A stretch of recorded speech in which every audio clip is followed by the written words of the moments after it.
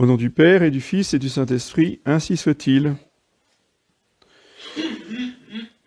Mes bien chers frères, nous solennisons cette grande fête de l'Épiphanie, qui ne fait qu'un, d'ailleurs, c'est le même mystère que la fête de Noël. Seulement, Noël est une fête du mystère caché, révélé seulement à 3 bergers. Et ces 3 bergers, donc je vous rappelle, ce sont 3 saints, dont les corps aujourd'hui sont en Espagne. Ce sont des personnes privées. Donc c'est une révélation, entre guillemets, privée, si vous comprenez ce que je veux dire, pour les bergers à l'époque. Parce qu'évidemment, maintenant, cela fait partie de la révélation divine, puisque c'est dans l'Évangile. Mais avant d'être dans l'Évangile, ça a été vécu par les 3 bergers de manière totalement personnelle et privée. Tandis que l'épiphanie, mot qui veut dire manifestation, qui est un petit peu, si vous voulez, l'équivalent d'Apocalypse. L'Apocalypse, c'est révélation. L'épiphanie, c'est manifestation. Enfin, c'est connaissance publique. J'aime bien public. Attendez, il y avait 3 bergers, et là, il y a 3 ramages. Et vous me dites que maintenant, c'est public. Il n'y a pas plus de monde. Et oui, parce que le public ne relève pas du nombre de personnes. C'est pas parce qu'il y a 3000 personnes que c'est public, en soi. Donc c'est beaucoup plus connu, mais c'est pas public dans le sens légal du terme. Pourquoi l'épiphanie est une manifestation publique? Parce que au pied de l'enfant Jésus, nous avons 3 chefs d'État. Et que l'épiphanie, c'est l'adoration officielle de chefs d'État. Oui. Vous pouvez réunir les 400 personnes de Bethléem, ça reste quand même une réunion privée. Oui. Vous mettez 3 chefs d'État, ça devient une manifestation publique officielle. Et notre Seigneur a voulu donner une grande leçon, beaucoup d'enseignements dans la venue de ces 3 rois mages. D'abord, ces chefs d'État arrivent de très loin, dans tous les sens du terme, pas simplement en nombre de kilomètres. Ils arrivent du paganisme, ils arrivent de civilisations totalement étrangères à la révélation divine.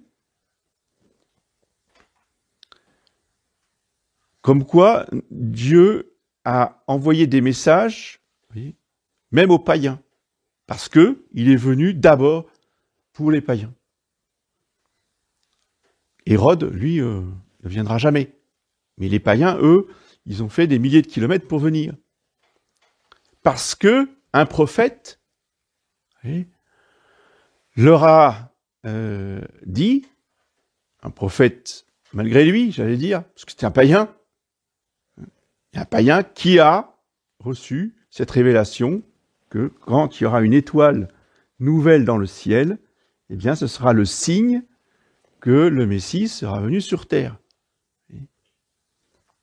Ce prophète s'appelait Balaam. Et ça s'est transmis, comme ça, de génération en génération. Et les pères de l'Église nous disent que, donc, dans leur pays, ils montaient sur le sommet d'une montagne, régulièrement, pour scruter le ciel, pour voir s'il n'y avait pas la nouvelle étoile qui était là. Et effectivement, un jour, ils ont vu l'étoile en question. Et donc, ils se sont dit, voilà, c'est la prophétie qui se réalise. Et donc, ces hommes, qui étaient certainement des hommes pieux, honnêtes, droits, eh bien, ont annoncé à leur famille, commencé par l'épouse, qui a dû être ravie, les enfants, le gouvernement et le peuple. Je m'en vais. Oui, vous partez, l'État fait comment? On va nommer un régent, Vous allez où? Ah ben je sais pas. Vous imaginez. 2 secondes. Attendez, vous êtes le roi, d'un coup là vous nous dites je pars, et vous savez pas où vous allez. Vous voyez, ça a pu. Hein. Discrédit total. Moquerie. Puis il y a toujours des gens dans tous les peuples, des gens bienveillants pour se moquer, salir, me calomnier, etc. Et oui, ils ont dû affronter tout cela. Si nous avons pu vivre des choses semblables, dites-vous bien que c'est toujours la même chose, partout, tout le temps, jusqu'à la fin du monde. Les hommes sont les mêmes partout. D'où le courage, d'où la foi inébranlable de ces rois qui ont eu le courage de partir sans savoir où ils allaient, en faisant confiance uniquement à une étoile pour leur donner la direction, et un immense amour pour Dieu qui allait visiter la terre. Parce que ça, ils le savaient. C'est pour ça qu'ils ont préparé et qu'ils ont emmené de chez eux des cadeaux pour offrir au divin roi. Divin et roi. Les deux. C'était parfaitement clair dans leur esprit. Ils ne savaient pas plus. Ils ne connaissaient pas le catéchisme. Mais ils savaient qu'ils allaient adorer Dieu fait homme qui serait le roi de la terre. Dieu fait homme et roi. Les 3 choses. Et ils ont marché pendant des jours et des jours et des jours. Sans se décourager. Sans se dire, mais c'est pas vrai, elle va jamais s'arrêter. C'est pas possible. Oh, puis c'est trop long. Puis moi, je rentre à la maison. Non. Ils avaient un objectif et ils ne s'arrêteraient que lorsqu'ils auraient trouvé le Messie. Arrivés en Palestine, l'étoile s'arrête au-dessus de Bethléem. Au-dessus de Jérusalem, pardon. Ce qui leur semble tout à fait normal, puisque Jérusalem étant la capitale, le lieu où justement le roi Hérode réside, qu'est-ce qu'ils font? Sans autres indications, mais ils vont interroger le chef d'État. Parce que si le roi divin est ici, forcément il est au courant. Il va nous dire où il se trouve, où il va donner les indications. Et donc ils vont trouver Hérode, qui est le roi de Juda. Eux, ils ne le savent pas. Mais si Hérode, il est le roi, ça veut dire que c'est bon. C'est le moment où le Messie doit naître. Oui. Alors, Hérode, c'était pour les Juifs qui n'ont rien compris. Parce que s'ils ne se sont pas déplacés, c'est que pour eux, ils ont comme roi Hérode et ça leur va très bien. Alors que les prophètes les avaient prévenus. Quand vous avez un immigrant comme Hérode pour roi, ça veut dire que le Messie arrive. Oui. C'était annoncé. Hérode, c'est un étranger. Mais c'est pas n'importe quel étranger. C'est un étranger qui est un ennemi juré d'Israël. Oui. Pourquoi? Parce que c'est un Iduméen. L'Idumée a toujours fait la guerre à Israël. Oui. Qui a fondé l'Idumée? Édom. Édom a donné le nom de l'Idumée. Qui est Édom? C'est l'autre nom d'Ésaü, le frère jumeau de Jacob. Celui qui a voulu le tuer. Celui qui a fait la guerre jusqu'à sa mort. Jamais voulu se réconcilier avec Jacob. Et donc son peuple, la nation qu'il a fondée, a été fidèle à Ésaü, a toujours fait la guerre au peuple de Dieu.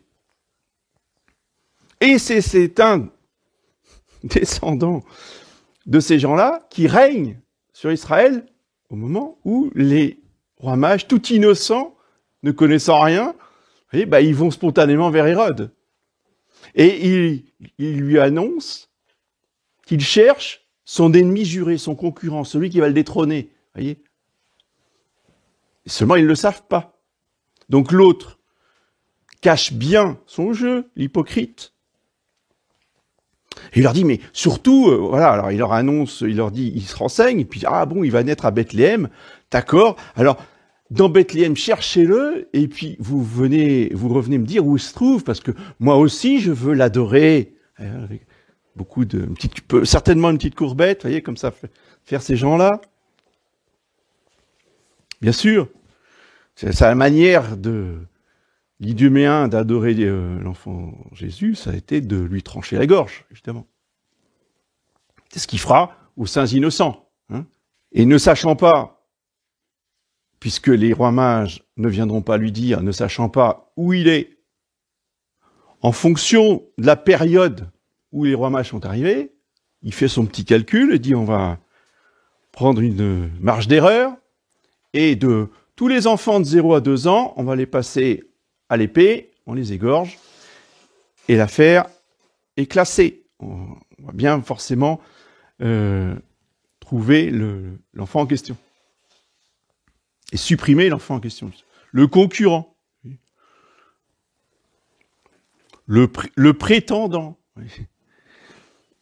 Sauf que, en l'occurrence, il prétendait à rien, parce qu'il était roi de droit, et que Hérode n'était prétendant de rien, parce que c'était un imposteur. C'est l'imposteur contre le roi légitime. Donc les rois mages, ayant l'indication de la ville où se trouvait le Messie, qui n'était pas Jérusalem, se mettent en route, et ils trouvent l'enfant avec sa mère. C'est comme ça qu'ils reconnaissent, parce qu'ils ne savent pas où il est. Donc ils se mettent à chercher, et ils trouvent l'enfant avec sa mère. Et là, ils le reconnaissent comment ? Mais par une lumière du Saint-Esprit, évidemment. C'est une conviction surnaturelle, vous voyez, qui leur montre qu'ils sont en présence de leur Dieu, de leur Messie, de leur roi, qu'ils ont cherché depuis tant de jours.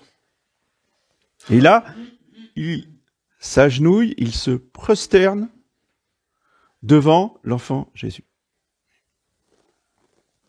C'est une adoration véritable. C'est pas simplement une révérence comme on fait à la cour. Pas ça. C'est un anéantissement. Vous voyez, se mettre à genoux et se prosterner sur la terre, c'est l'anéantissement le plus complet de l'homme face à Dieu.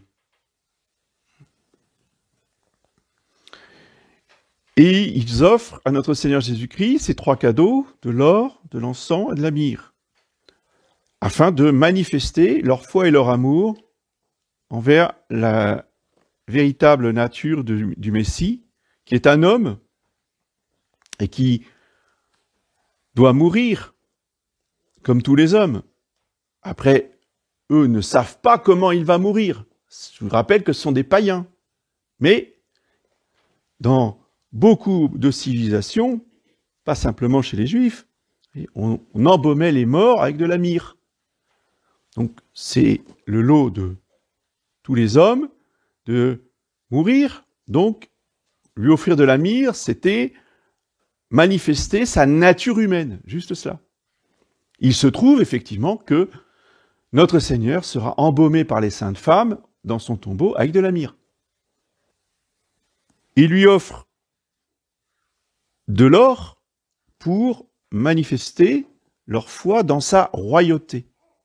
Parce que dès sa naissance, notre Seigneur Jésus-Christ a voulu affirmer sa royauté sur les chefs d'État. C'est ce qu'on a appelé plus tard la royauté sociale de notre Seigneur Jésus-Christ, qui veut régner sur les chefs d'État. Les rois, les présidents de la République, tout chef d'État dans le monde doit être soumis à Jésus-Christ et adorer Jésus-Christ. C'est le message donc, de ces rois mages qui, justement, viennent de toutes les races de l'humanité. L'or étant le symbole de la charité, mais aussi de la royauté. Et c'est pour cela que le jour du sacre du roi, au moins en France, je ne sais pas comment ça se passait ailleurs, mais je pense que ça devait être assez répandu comme coutume, on offrait au roi des bijoux en or, je crois que c'était des pains en or, des petits pains en or, pour honorer sa royauté. En souvenir des rois mages, parce que, évidemment, que c'est en relation directe avec l'évangile. Et le troisième cadeau, c'était de l'encens qui brûle en montant vers le ciel, en répandant une odeur suave. Et l'encens a toujours été, quelle que soit la religion, quelle que soit la civilisation, réservé à la divinité. Que ce soit dans les civilisations du bassin méditerranéen, comme en Orient, comme partout, on fait brûler de l'encens devant la statue des dieux. C'est d'ailleurs pour ça, que des milliers de catholiques sont morts, ont été torturés, ont été jetés au lion, pour ne pas mettre un grain d'encens devant la statue de César. Parce que le grain d'encens ne le met que devant la statue de notre Seigneur Jésus-Christ, pas devant la statue de César. Et cet encens symbolise donc la prière qui monte des cœurs ardents. On met l'encens sur un charbon ardent pour qu'il brûle. Eh bien, la prière monte de cœurs brûlants d'amour et de charité pour Dieu et fait monter cette bonne odeur jusqu'au ciel. La myrrhe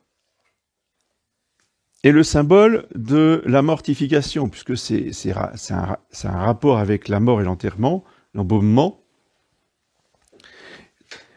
symbolise la mortification qui est les sacrifices, que sont nos épreuves, que sont tout ce qui nous fait souffrir dans cette vallée de larmes, et que nous offrons à notre Seigneur Jésus-Christ en union avec son sacrifice sur la croix, en union avec ces saintes plaies qui seront embaumées par la myrrhe.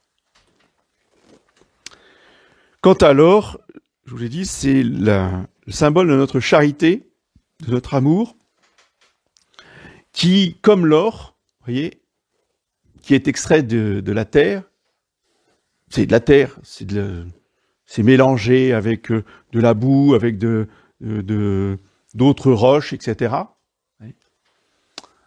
Donc, pour arriver au lingot, il faut que le minerai brut soit brûlé dans des hauts fourneaux à très haute température. Et à ce moment-là, l'or est purifié de toutes les impuretés, de toutes les scories, de tous les corps étrangers. Et lorsqu'il coule du fourneau, eh bien, c'est de l'or pur. Notre charité, de même, doit être purifiée par le feu du Saint-Esprit, qui brûle notre âme à haute température. C'est pour ça que ça fait mal, c'est pour ça que ce sont des épreuves, c'est pour ça que ce sont des douleurs, parce que le feu, ça brûle. Mais en même temps que ça brûle, ça purifie. C'est pour ça qu'il faut accompagner nos souffrances, nos épreuves, de notre volonté, de notre bonne volonté, de notre consentement, de notre acceptation, pour nous laisser purifier par ces souffrances que notre Seigneur et le Saint-Esprit nous envoient, afin que nous devenions comme de l'or devant le Père éternel. Ces trois cadeaux correspondent aussi aux trois vœux que font les religieux. Donc, la myrrhe qui symbolise, je vous ai dit, les souffrances, les sacrifices, les pénitences, correspond au vœu de chasteté. L'encens correspond à l'obéissance. Et l'or correspond à la pauvreté. Justement, où on se détache de l'or, où on offre à Dieu toutes les richesses pour s'en détacher complètement en prononçant le vœu de pauvreté. Et donc, ces trois rois mages sont aussi un modèle de sainteté pour les religieux. C'est une très grande leçon qu'ils nous donnent, ces païens. Et bien sûr, quand ils sont devant notre Seigneur, ils ne sont plus païens, évidemment. Ils sont catholiques. Et ils vont retourner dans leur pays par un autre chemin, dit l'Évangile. Et ils vont faire comme la Samaritaine. Qu'a fait la Samaritaine quand elle a découvert le Messie sur le puits de Jacob? Elle retourne dans son village et puis elle raconte à tout le monde. J'ai vu le Messie. Eh bien, eux, pareil, ils vont retourner dans leur pays, sauf que sont quand même ils restent les chefs d'État. Donc ils vont reprendre possession de leur trône et ils vont annoncer à leur peuple ce qu'ils ont vu, ce qu'ils ont entendu. Et en particulier, ce qu'ils ont entendu de qui? De la très sainte Vierge Marie. Parce que les trois rois mages sont les premiers grands dévots de la Sainte Vierge et les grands apôtres de la très sainte Vierge Marie. Vous comprenez bien que l'enfant Jésus leur a pas dit un seul mot. C'est un bébé.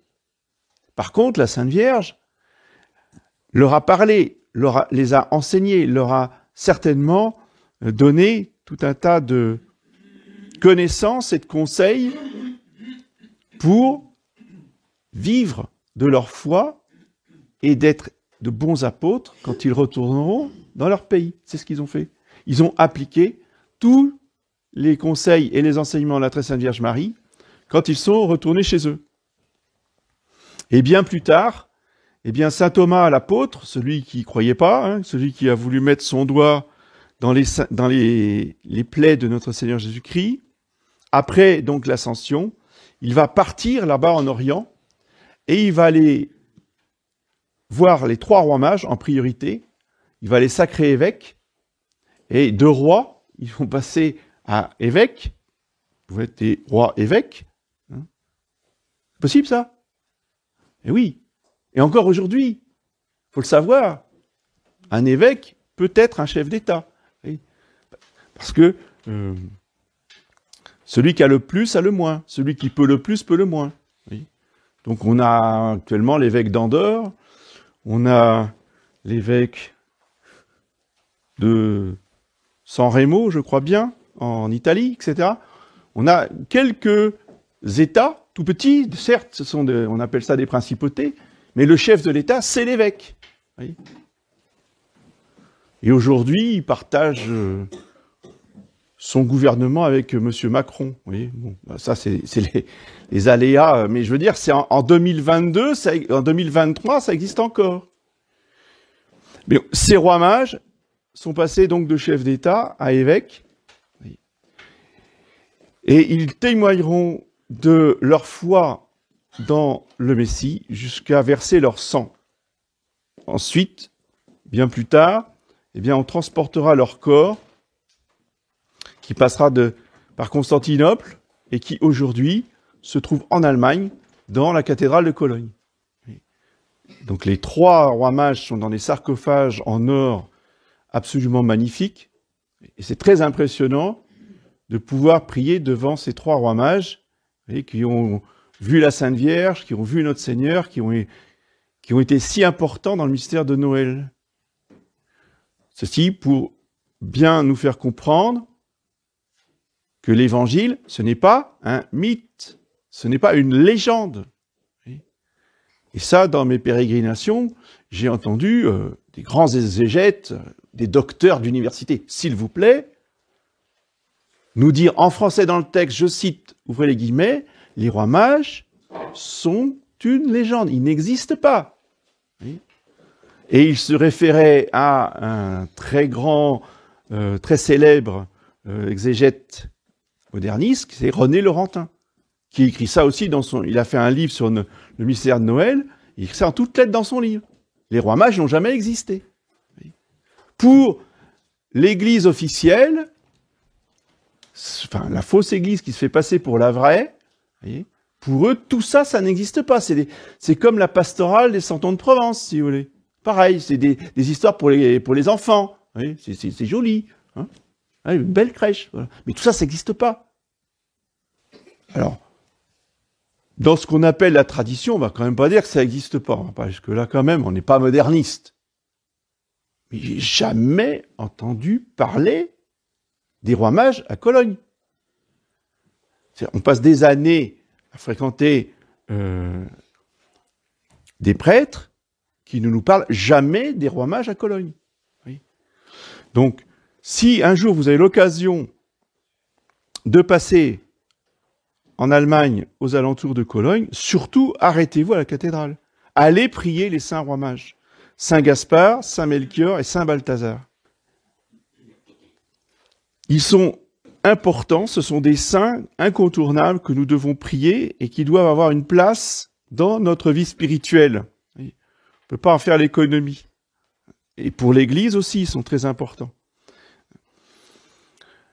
Et si nous sommes dans la désolation et la persécution aujourd'hui, c'est peut-être le moment aussi de prier les rois mages, les saints rois mages, de nous venir en aide pour retrouver la chrétienté. Nous mettons à votre disposition un jerrycan d'eau bénite des rois mages, qui a été bénite donc la veille de l'Épiphanie, et qui est extrêmement puissante pour chasser les démons. L'eau bénite ordinaire, eh bien, a une certaine puissance évidemment, mais sachez que l'eau des rois, comme l'eau pascale, l'eau qui est bénite à la veillée pascale, ce sont des eaux bénites extrêmement puissantes, qui ont beaucoup plus d'efficacité que l'eau bénite ordinaire. C'est pour ça que nous la mettons à votre disposition. Au nom du Père et du Fils.